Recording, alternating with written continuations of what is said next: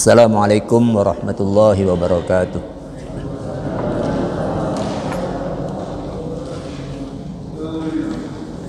Bismillahirrahmanirrahim.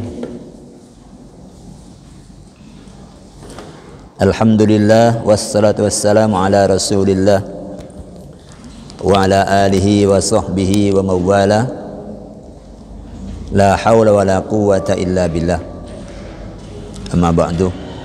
Subhanaka la ilma lana illa ma 'allamtana innaka antal alimul hakim.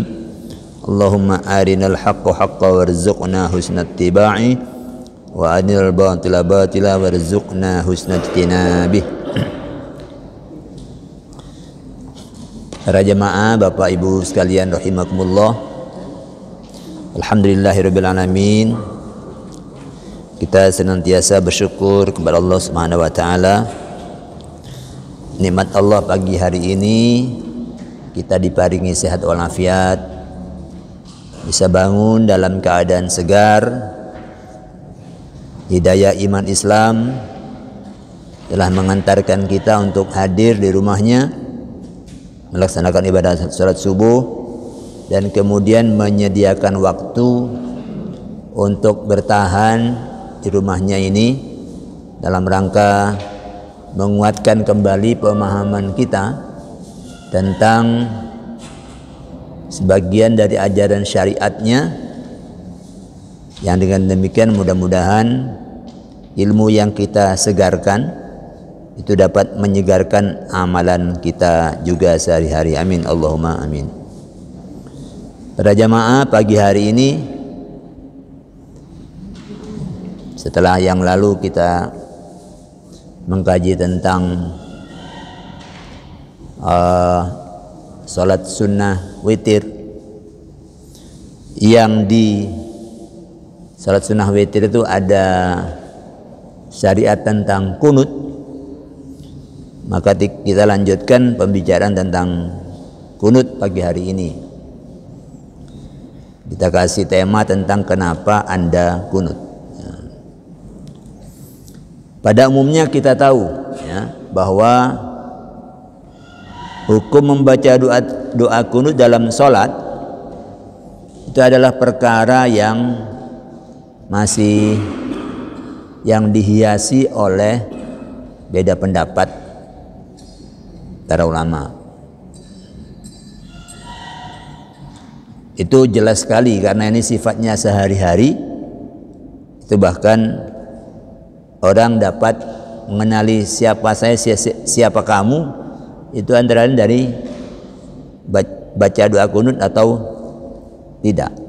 Itu realitas sosialnya di negeri kita ya. Nah, karena itu kita yang mengamalkan doa kunut maupun yang tidak, itu penting menyegarkan pemahaman, yaitu dengan mengkaji fakta-fakta mengenai doa kunut pada zaman Nabi dan bagaimana para ulama membicarakan perkara ini ya. Ada 3 item ya. Yang pertama,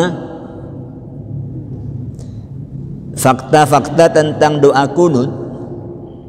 Doa kunut itu seperti apa? Yang dilakukan oleh Kanjeng Nabi Muhammad sallallahu alaihi wasallam dalam salat diterangkan dalam sejumlah riwayat sebagai berikut. Yang pertama, sahabat Abdullah bin Umar. Ini putra Umar bin Khattab. Dia menyatakan telah mendengar Nabi sallallahu alaihi wasallam annahu sami'a an-nabiyya sallallahu alaihi wasallam yaqulu, beliau berdoa fi salatil fajri, Beliau melakukan dalam salat subuh, salatul fajr ini kaitannya dengan, kalau di Quran disebut wa Qur'anal fajri, ya. Aqimis salata liduluqis syamsi ila ghasaqil laili wa Qur'anal fajri. Qur'anal fajri maksudnya salat subuh, ya. Wa rafa'a ra'sahu minar ruku'.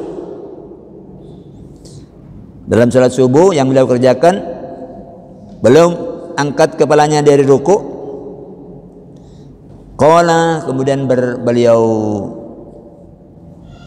membaca Allahumma rabbana walakal hamdu fil akhirati, thumma qala. Beliau mengucap Allahumma rabbana walakal hamdu fil akhirati, pada rakaat yang terakhir, ya. Thumma qala, kemudian setelah itu beliau berdoa Allahumma al'an fulanan wa fulanan. Ya Allah,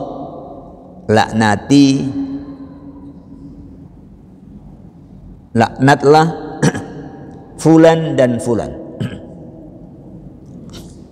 Jadi beliau menyebut nama.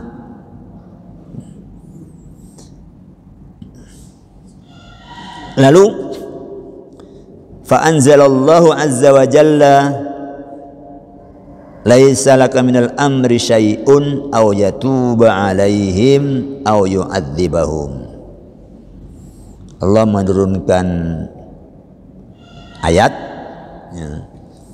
Tak ada hak sedikit pun bagimu untuk campur tangan dalam urusan itu.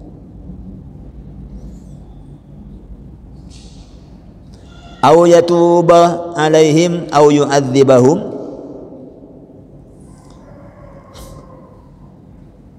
atau Allah menerima taubat mereka atau mengadab mereka. Fa innahum zalimun, karena sesungguhnya mereka itu zalim.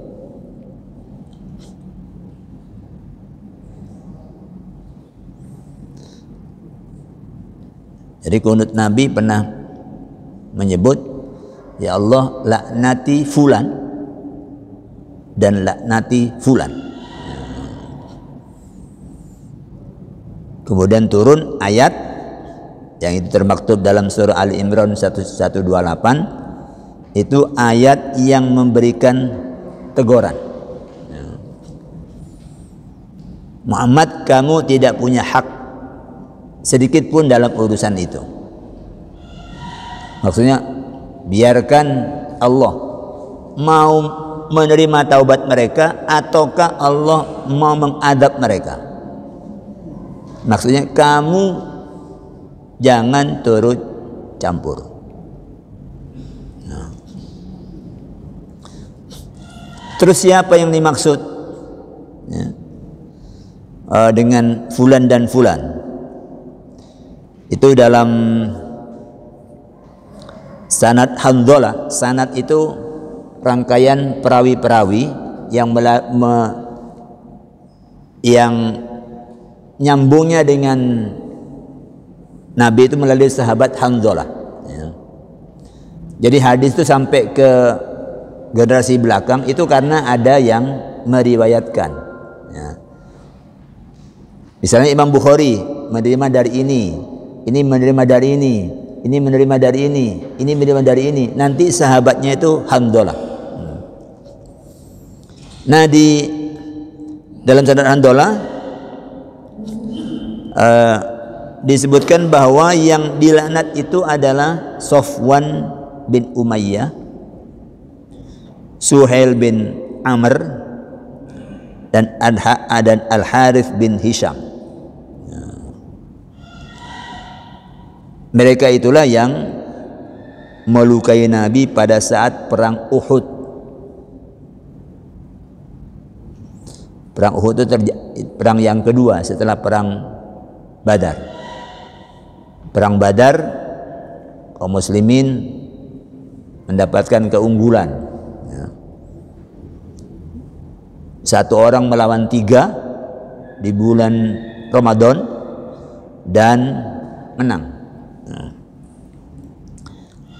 Tapi di perang Uhud, ya, itu kaum muslimin dapat dibilang kalah karena ada pasukan 100 pasukan pemanah yang ditempatkan oleh Nabi di bukit, namanya sekarang bukit rumah, ya. Bukit tempat mana, ya. Kalau orang umroh ziarah ke masjid ke Gunung Uhud itu nanti ada bukit, ya. Itu tempatnya Nabi meletakkan pemanah. Jadi musuh dibikin kocar kacir karena dari atas dipanah dari atas. Ya. Akhirnya mereka lari tunggang langgang. Harta yang mereka bawa sebagai bekal itu banyak yang ditinggalkan karena khawatir mati. Nabi pesan, apapun yang terjadi kalian tidak boleh turun dari atas bukit.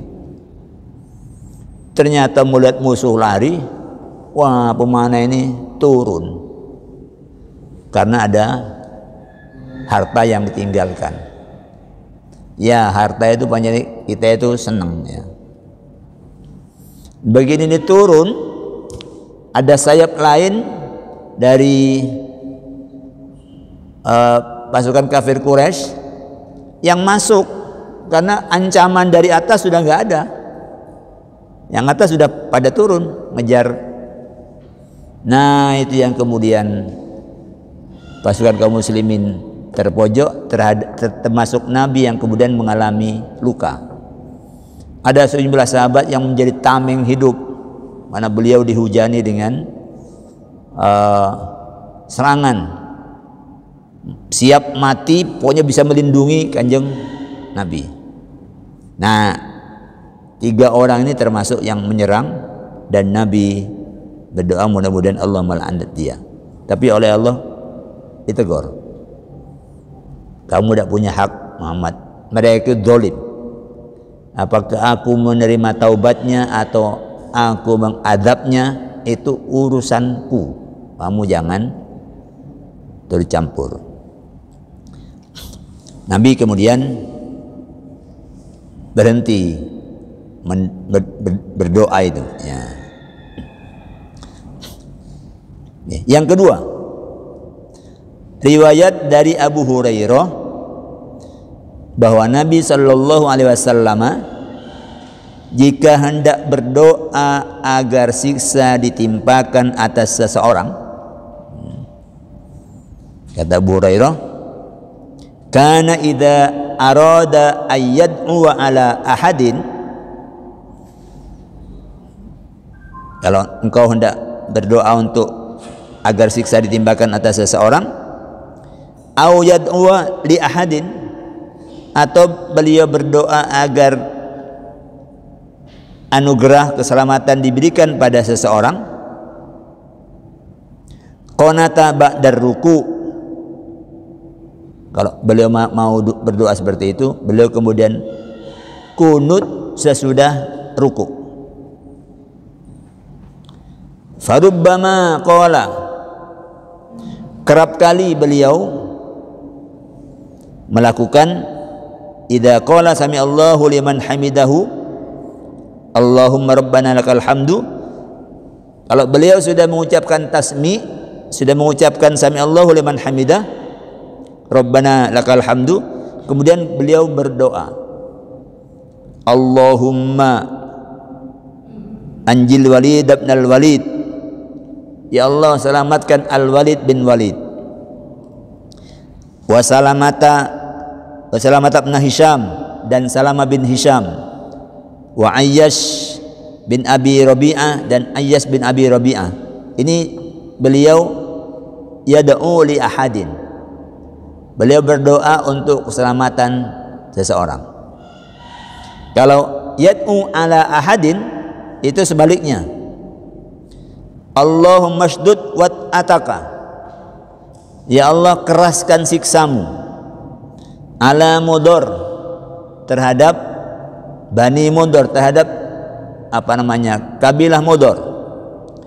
Waj'alha sinina kasini Yusufa, jadikan kepada mereka tahun-tahun sulit, tahun-tahun peceklik, seperti halnya tahun-tahun peceklik di zaman Nabi Yusuf. Yajharu bidzalika, Nabi mengucapkan doanya itu dengan jahr, dengan berbunyi. Wa kana yaqulu fi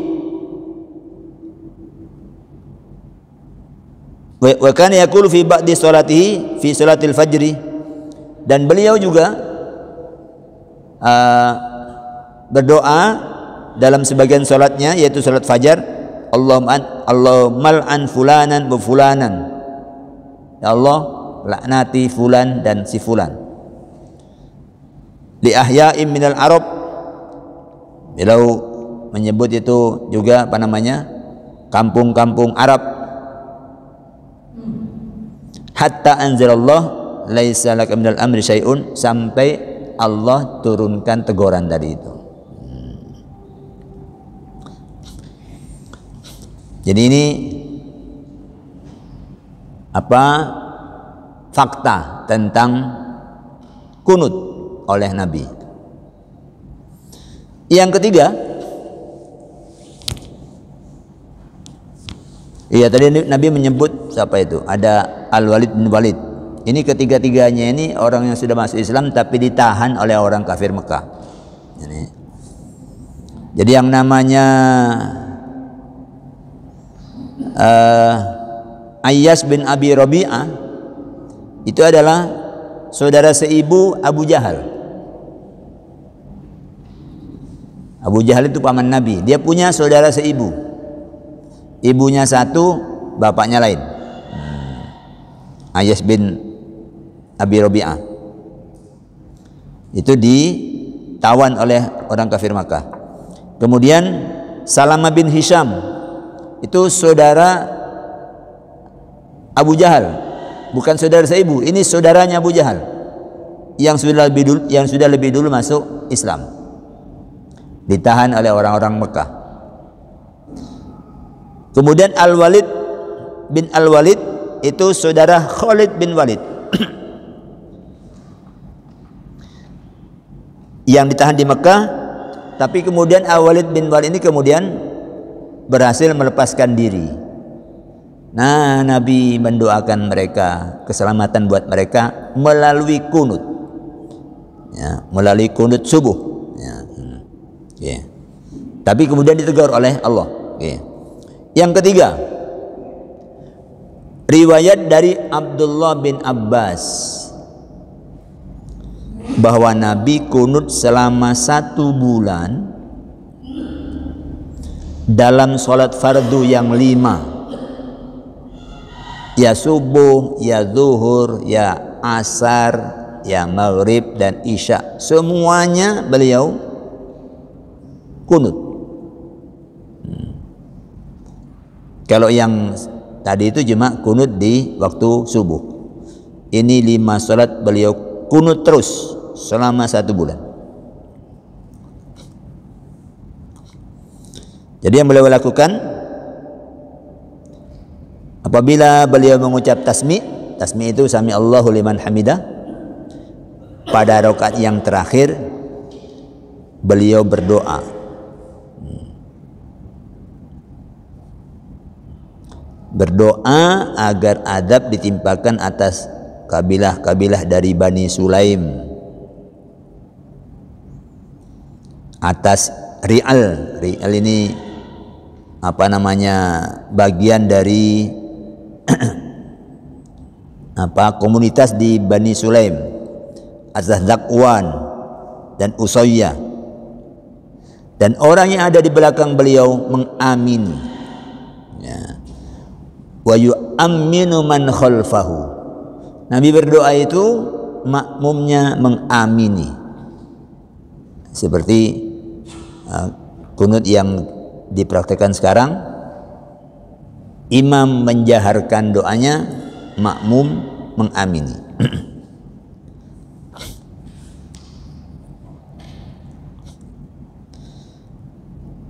Imam Ahmad meriwayatkan, kenapa Nabi kok bisa 1 bulan full setiap akhir sholat fardu 5 waktu beliau berdoa yang sifatnya memohon siksa untuk sejumlah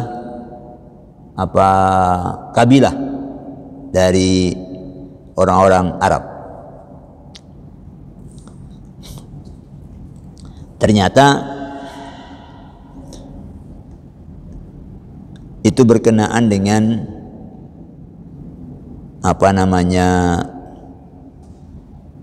peristiwa yang membuat Nabi sangat kecewa.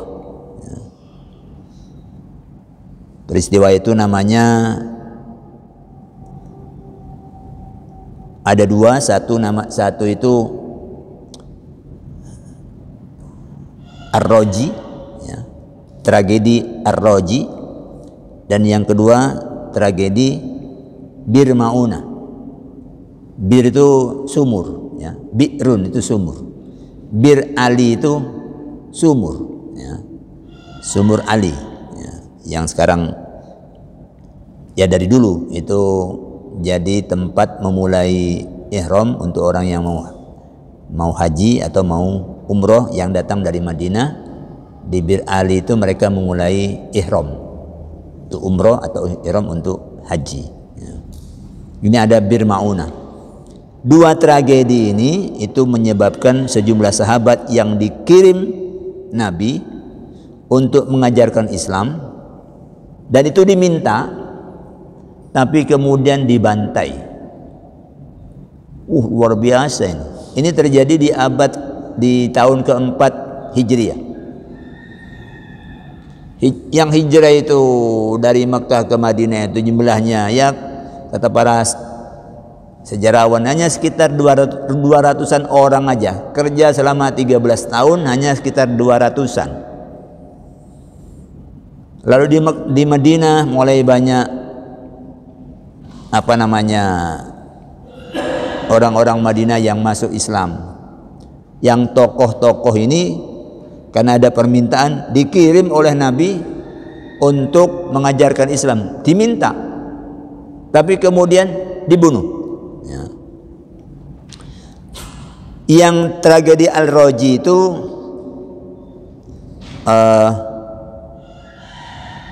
itu jumlahnya tidak seberapa banyak, ya. Jadi ada namanya suku Adol atau Udul dan suku Al-Qarah, ya. Mereka mengirim utusan kepada Nabi, mohon agar Nabi mengirim beberapa sahabatnya untuk mengajarkan Islam. Nabi senang ini. Ada permintaan agar Nabi mengirim sahabat untuk mengajarkan Islam. Tapi ternyata mereka bersiasat. Nabi mengutus 10 orang. Kata riwayat lain itu hanya ada 6 yang Nabi utus. Nah, ketika sampai di kampung Ar-Raji namanya, ya, ternyata rombongan yang dikirim Nabi itu dikepung oleh Bani Lahyan. Yang ngepung bukan yang minta itu, yang ngepung itu kelompok lain. Ada sekitar 100 pemanah yang mengepung mereka ini. Mereka 6 orang dengan 100. Tapi ini rekayasa. Yang minta ini, yang ngepung yang lain itu sudah di calling, ya, sudah di calling. Lalu yang para pemanah ini memberikan ultimatum, kalian tidak akan kami bunuh kalau kalian menyerah. ternyata ada yang menyerah, ada yang tidak. Yang tidak menyerah langsung dieksekusi. Ya, 100 orang pegang panah dengan hanya 6 orang. Sedangkan yang menyerah itu kemudian dijual sebagai budak. Dijualnya ke Mekah ya, sebagai budak. Ini tokoh sahabat dijual ke Mekah sebagai budak. Akhirnya orang Mekah juga membunuh ini budaknya ini karena dendam pada kekalahan pada saat perang Badar. Dibunuh juga ya. Dijual, tapi kemudian yang membeli itu membunuh mereka. Nabi tentu sedih dibujui seperti ini, dan kemudian yang dikirim sahabat-sahabat yang baik lalu dibunuh. Tidak semua sahabat tuh mendalam agama, enggak. Ya sama dengan kehidupan kita sehari-hari. Sahabat itu jumlahnya banyak. Ada yang menyebut sekitar 114.000. Jadi orang yang pernah ketemu dengan Nabi itu namanya sahabat. Itu jumlahnya 100.000. Tapi kan tidak semua mendalami agama. Yang mendalami agama ini jumlahnya tidak banyak. Nabi sedih. Tidak lama kemudian, masih di bulan Rajab tahun 4, kemudian datang kepala suku dari Bani Amir. Nah, namanya Abu Barok Amir bin Malik. Nah, dia minta beliau mengirim beberapa sahabatnya untuk mengajarkan Islam di wilayahnya di Najd. Ya. Mulanya Kanjeng Rasul itu khawatir jangan-jangan dibujui kayak yang tragedi Al-Raji, ya. Jangan-jangan dibujui. Tapi Abu Barok ini menjamin, kami menjaminkan jiwa kami untuk melindungi sahabat panjenengan yang dikirim untuk mengajarkan Islam. Nabi kemudian mengirim 70. Ini mengirim 70. Tapi ternyata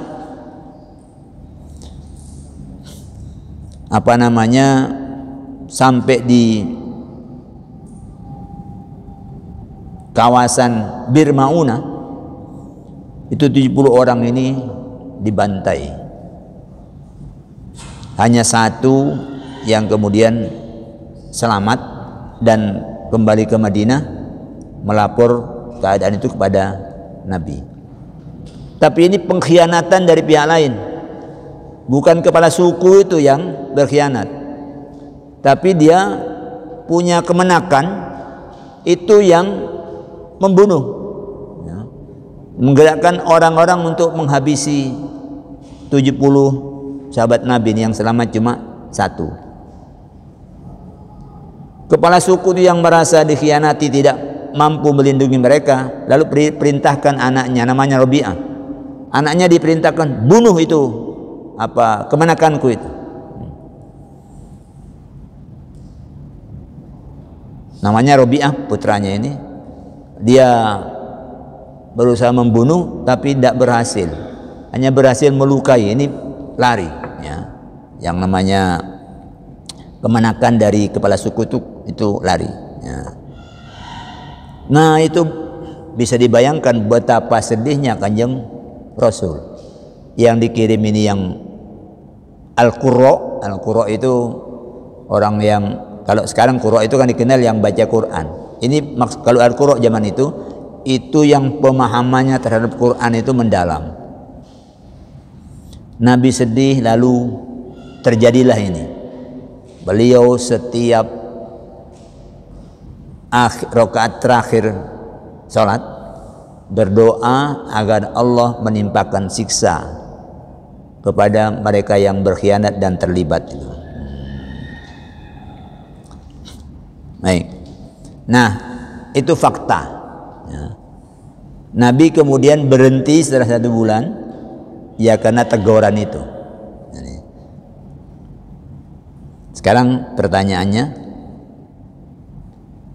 apakah teguran yang Allah berikan kepada Nabi terkait kunut yang beliau lakukan dalam salat melalui Ali Imran 128, apakah teguran itu dimaksudkan untuk meniadakan atau untuk melarang kunut? Ya.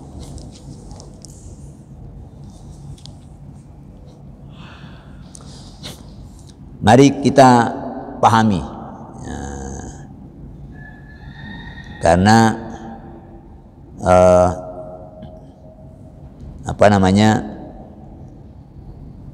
teguran itu maksudnya apa, kita bisa memahami dari situ. Ya. Tadi di awal disebut laisa laka minal amri syai'un. Muhammad, kamu tidak punya hak sedikit pun untuk turut campur. Au yatuba alaihim au yu'adzibahum. Apakah dia Allah menerima taubat mereka atau akan menyiksa mereka? Kamu tidak punya hak untuk turut campur. Sesungguhnya mereka itu zalim. Ya, mereka zalim. Ya, mereka itu zalim. Tapi kamu tidak punya hak untuk turut campur. Nah, teguran seperti ini maksudnya itu untuk meniadakan kunut atau untuk melarang kunut atau bagaimana? Jawabannya tidak. Itu bukan untuk melarang kunut, bukan untuk meniadakan kunut. Kenapa? Karena kunut sebagaimana sholat itu doa. Sholat itu maknanya doa yang terbentuk dalam bentuk struktur takbir sampai salam, itu bangunannya, tapi isinya itu sholat itu doa. Baru takbir ada doa iftitah, ya. Doanya macam-macam, ya. Yang populer di Indonesia di samping kabiro itu ada Allahumma ba'id baini wa baina khotoyaya kama ba'atta bainal masyriqi wal maghrib. Ya Allah, jauhkan aku dengan dosa-dosaku sebagaimana engkau menjauhkan timur dan barat. Ya. Itu mohon perlindungan agar tidak sampai jatuh ke dalam. Jadi sholat itu isinya doa. Ketika ruku, ya ada yang bacaan berisi tasbih subhana rabbiyal azimi wa bihamdihi, ada yang campur dengan doa subhanakallahumma rabbana wa bihamdika allahumma ghfirli. Di ruku ada doa, di sujud ada doa, di tasahud ada doa. Apakah dalam i'tidal dilarang ada doa? Enggak logis. Sholat itu doa, kemudian doa dilarang.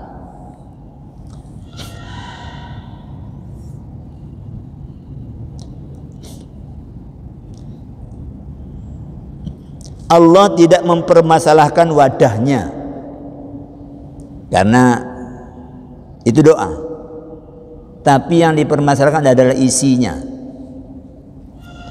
Allah itu zat yang maha keras siksanya, tapi juga maha pengampun, maha penerima taubat.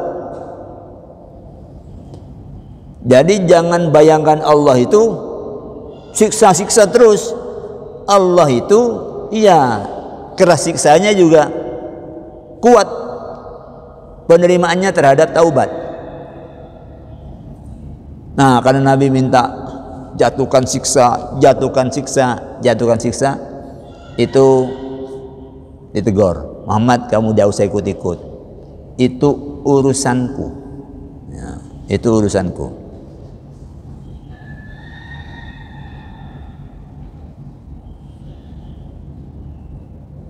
Apakah aku menerima taubatnya atau aku mengiksanya, itu urusanku. Kamu jangan ikut campur.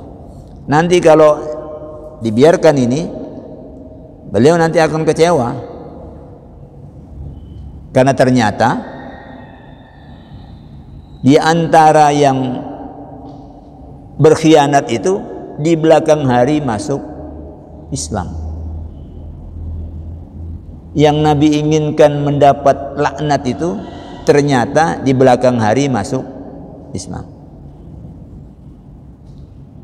Maka Nabi ditegur.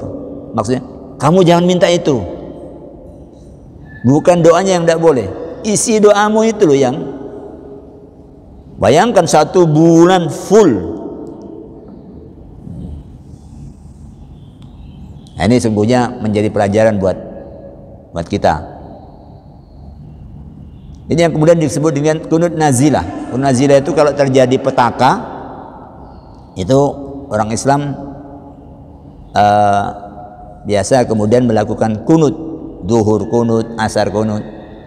Tapi jangan mengulangi. Nabi dulu pernah ditegur karena memohonkan siksa. Ya, jangan diulangi. Kalau mau mohon itu coba mohon ke arah yang menuju surga.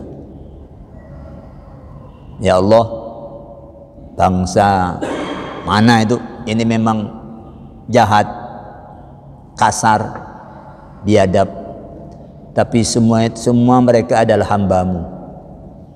Berikan mereka hidayah.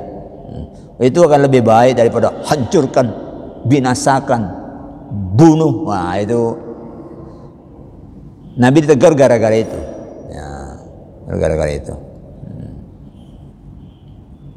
Jadi bukan kunutnya, tapi isinya yang ditegur oleh Allah. Yang kedua, ternyata kan itu terjadi beberapa kali.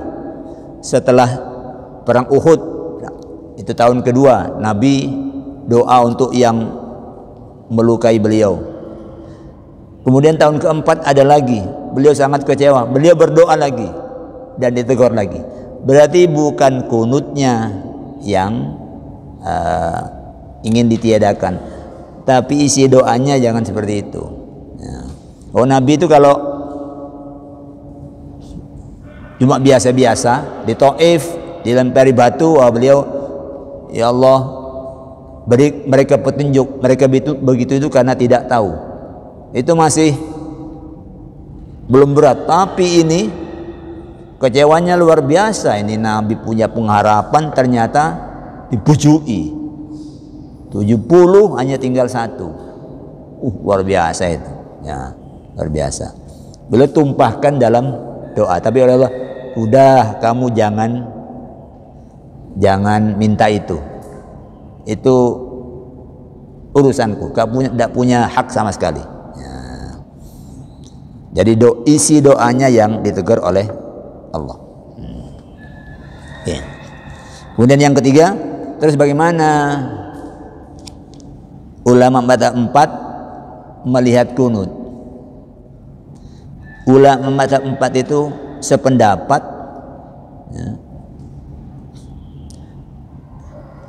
yundabul kunutu fis shalah, bahwa kunut itu dianjurkan dalam salat.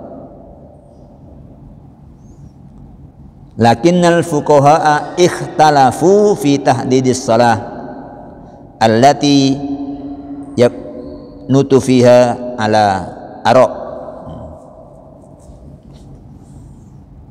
Tapi para imam mazhab itu berbeda pendapat tentang salat yang mana itu yang musolli itu berkunut di dalamnya. Salat kan banyak. Ini salat yang mana? Nah, bahwa kunut itu dianjurkan, iya. Tidak ada yang bilang kunut itu bid'ah, tidak ada. Tidak ada yang bilang kunut itu dilarang. Ya. Keempat madhab ini berpendapat kunut itu dianjurkan. Tapi pada sholat yang mana? Nah, di sini kemudian terjadi perbedaan pendapat. Faqala al-Hanafiyyatu, ulama madhab Hanafi, wal Hanabilatu, ulama madhab Hambali, itu berpendapat yaknutu fil witri. Orang itu membaca kunut dalam sholat witir. Sholat witir ini di malam hari, bisa di awal, bisa di tengah, bisa di akhir. Menurut kedua madhab ini, kunut itu di sholat witir. Tempatnya, kalau menurut ulama Hanafiyah itu qablar ruku, tempat kunutnya itu sebelum ruku.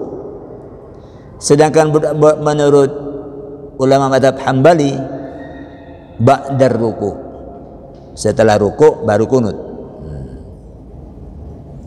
Wala yaknutu fi ghairihi minas salawat, di salat-salat yang lain tidak ada kunut.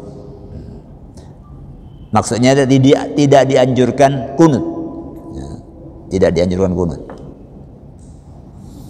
Kalau tidak dianjurkan kunut itu ya balik boleh, tapi tidak dianjurkan. Enggak logis kalau doa itu dilarang, itu enggak logis.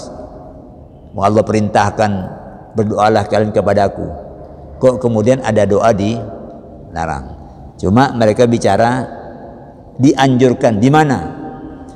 Yang dua madhab ini di sholat witir. Wa qala al-Malikiyah wa Syafi'iyah, ulama madhab Maliki dan ulama madhab Syafi'i itu berpendapat yaknutu fi sholati subhi ba'dar ruku. Kunutnya itu di sholat subuh. Kayak yang umum praktekkan di sini, itu pendapat madhab Syafi'i, termasuk pendapat madhab Maliki.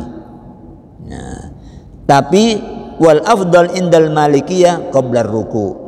Tapi kalau madhab Maliki, ya setelah ruku ya, tapi lebih baik kalau dikerjakan sebelum ruku. Ya.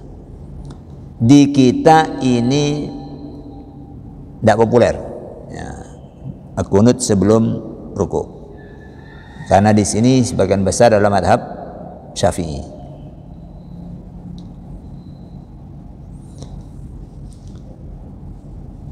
Wa yukrahu indal Malikiyah ala dzahir al kunutu fi ghairi subhi. Tapi kunut selain subuh menurut madhab Maliki itu tidak disukai, makruh itu tidak disukai. Ya. Tapi madhab Syafi'i tidak. Ya, ya. Ya. Wa yustahabbu indal Hanafiyah wa Syafi'iyah wal Hanabila al kunutu fi salawatil mafruḍah idza nazalat bil muslimina nazilatun. Ketiga madhab, yaitu madhab Hanafi, madhab Syafi'i, madhab Hambali, itu berpendapat kalau terjadi malapetaka atas kaum muslimin, maka disunnatkan untuk kunut dalam sholat-sholat fardu. Ya. Tapi menurut Hanabila itu sholat subuh aja. Sedangkan menurut Hanafiyah sholat jahar aja. Kalau sholat duhur, asar yang tidak bunyi itu tidak perlu ada kunut. Tapi kalau sholat Jumat, sholat hari raya, sholat Jumat ya, sholat Jumat itu ada kunut kalau terjadi sesuatu yang tragedi yang bersifat malapetaka untuk orang-orang Islam. Ya kayak kemarin itu ada COVID, itu banyak orang yang kunut. Di sholat Jumat itu kunut, ya, mohon Allahumma adfa' annal bala, ya Allah tolaklah dari kami bala ini, ya, wal wabah ini, ya, wal fahsya wal munkar, itu disebut dalam kunut. Ini sifatnya tidak menjatuhkan siksa pada orang lain, tapi memohon kepada Allah untuk diselamatkan dari bala. Hanya kalau mazhab Hambali subuh. Kalau tidak ada itu, mazhab Hambali itu kunutnya witir aja, subuh tidak pakai, tidak dianjurkan. Tapi kalau terjadi malapetaka, subuh ada doa kunut. Nah, sedangkan mazhab Hanafi itu hanya pada sholat-sholat yang imam membaca dengan jahar, maghrib, isya, subuh, atau sholat Jumat, ya, Jumat. Sedangkan mazhab Syafi'i itu bisa di semua sholat, ya. Jadi kalau sholat jahar, ya kunutnya dijaharkan. Kalau sholat sir, ya masing-masing jamaah dan makmum doa sendiri-sendiri. Tapi ada waktu untuk berdoa. Jadi ini pembahasan para ulama tentang kunut, ya. Tidak ada yang bilang kunut itu bid'ah. Mereka hanya berpendapat di sholat mana itu kunut dianjurkan. Nah, kita walaupun tidak ada petaka besar, doa-doa kunut kita itu kan minta Allahumma ighfir lil muslimin wal muslimat. Oh, bukan itu ya. Allahumma hdina fiman hadait. Ya Allah, beri aku hidayah sebagaimana orang-orang yang telah Engkau berikan hidayah. Wa'afina fiman afid, berikan kami itu kesehatan sebagaimana orang-orang Engkau berikan kesehatan. Afiyah itu kesehatan lahir dan batin. Wa tawallana fiman tawallait, lindungi kami sebagaimana Engkau memberikan, sebagaimana orang-orang yang telah Engkau berikan perlindungan. Itu semua doa-doa untuk kebaikan. Jadi itu, sehingga kalau kita mau membiasakan kunut di sholat witir, monggo aja, ya, monggo. Minta apa, ya ajukan kepada Allah di sholat witir. Silakan.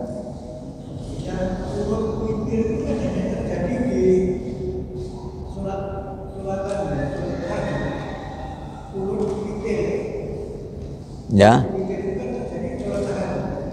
Siapa?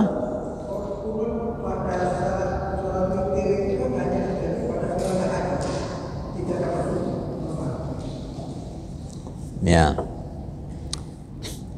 Salat witir itu seperti yang sudah kita pernah bahas, itu bisa dikerjakan di awal malam setelah salat Isya, bisa dikerjakan di pertengahan malam, bisa dikerjakan di akhir malam, ya. Nah, di situ kita boleh kunut, dianjurkan untuk kunut, ya. Kalau mazhab Syafi'i, kunut yang separuh Ramadan, separuh ke belakang Ramadan, itu merupakan sunnah ab'ad. Sunnah ab'ad itu kalau lupa itu sujud sahwi, ya. Pertengahan Ramadan witir, kalau imam lupa tidak baca kunut, ya, witir itu menurut mazhab Syafi'i itu sujud sahwi, karena itu merupakan sunnah ab'ad.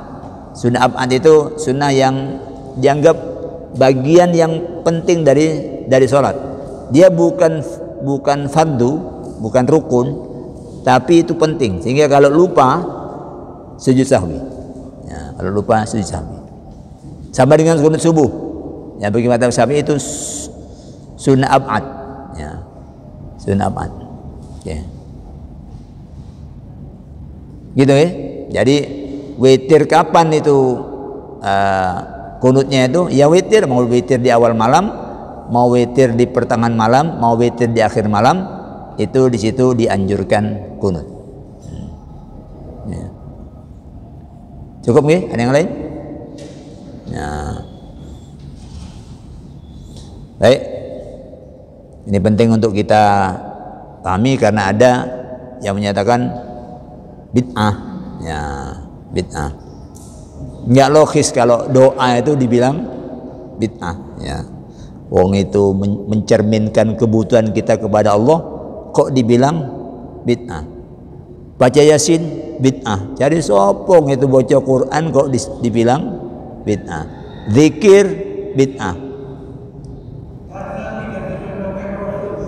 Hah? Ya. Kalau Rasul harus memberi contoh semuanya, wah, ruwet. Kau tak nyontoh Rasul perang gitu. Kau tak nyontoh Rasul yang kalau sholat itu berdirinya lama gitu. Sholatnya ringan-ringan, sholat malam tapi cepat selesai. Itu bid'ah juga karena Nabi kalau sholat tidak kayak gitu. Tidak lah. Ya. Ada hal-hal yang dalam agama ini diperintahkan tapi kemudian dibiarkan, tidak diatur detailnya. Perintahkan aja tapi tidak diatur detailnya. Bersedekahlah kamu. Bersedekah apa? Sedekah pulsa. Wah, bid'ah. Rasul tidak pernah sedekah pulsa. Ya enggak? Kalau seperti itu cara bacanya, banyak yang tidak boleh. Bantu orang, bantu apa? Bantu ngumpo ban. Oh, bid'ah, Nabi tidak pernah. Nah, kalau tidak dikerjakan Nabi kemudian menjadi bid'ah, yaitu nanti semua jadi tidak boleh. Ya. Orang tidak boleh makan OT-OT karena Nabi tidak pernah makan OT-OT. Donat haram, lemper haram. Ya, aduh. Kalau Nabi tidak pernah mengerjakan. Ya. Oke, saya kira itu kita tutup dengan hamdalah. Alhamdulillahirabbil alamin. Aqulu qouli hadza wa astaghfirullah li wa lakum. Wassalamualaikum warahmatullahi wabarakatuh.